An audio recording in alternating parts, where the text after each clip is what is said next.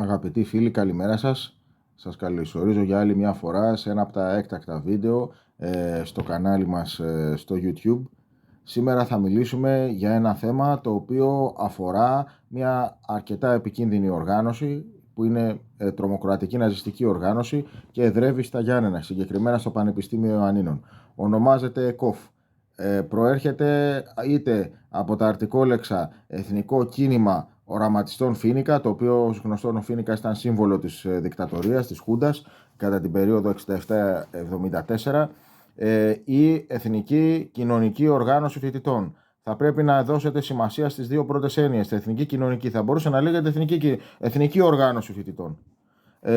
Το έθνος είναι μια κοινωνία. Δεν χρειαζόταν. Απλώς θέλει να πει αυτό που λέμε εθνοσοσιαλιστική. Social τι σημαίνει κοινωνία, κάπως έτσι στα αγγλικά. Άρα δηλαδή ναζιστική οργάνωση φοιτητών, με άλλα λόγια.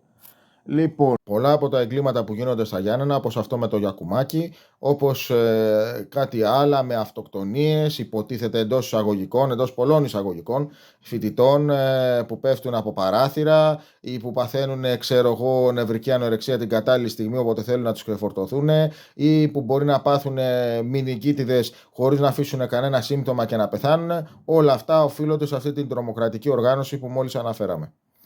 Λοιπόν, δεν έχετε πολλά πράγματα να κάνετε εδώ στην Ελλάδα, γι' αυτό όπου και να το καταγγείλετε, αν πάτε στη δικαιοσύνη δεν πρόκειται να σας δώσουν σημασία. Καλώς ή κακώς, είτε το θέλουμε είτε όχι, πάρα πολλοί δικαστές και εισαγγελείς ανήκουν σε παραδικαστικά κυκλώματα που καλύπτουν αυτή την οργάνωση.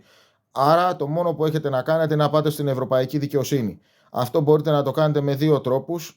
Ο ένας τρόπος είναι να πάρετε την φόρμα που υπάρχει στο διαδίκτυο. Άμα πατήσετε στο Google Ευρωπαϊκό Δικαστήριο θα σας τη βγάλει. Ο άλλος τρόπος είναι να κάνετε επιστολή στο Στρασβούργο, εκεί που λέει ακριβώς στο Συμβούλιο της Ευρώπης, και να στείλετε μια επιστολή με καταγγελία. Ό,τι θέλετε να καταγγείλετε, τα περιστατικά αυτά. Είναι ο μόνος δρόμος να αντιμετωπίσετε αυτή την οργάνωση και ό,τι άλλο είδους διαφθοράς μπορεί να βρείτε στα Γιάννενα. Τώρα,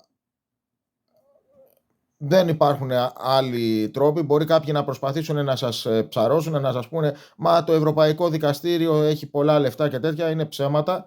Δεν χρεώνει τίποτα το Ευρωπαϊκό Δικαστήριο. Επιστολές μπορείτε να κάνετε όσες θέλετε και να αναφέρετε. Υπάρχει εκεί πέρα η ανάλογη επιτροπή που θα ψάξει να βρει, και αν είναι αλήθεια, μη στεναχωριέστε, θα τους περιλάβει αν χρειάζεται. Όσοι έχουν κάνει το οτιδήποτε, δεν υπάρχει περίπτωση να γλιτώσουν.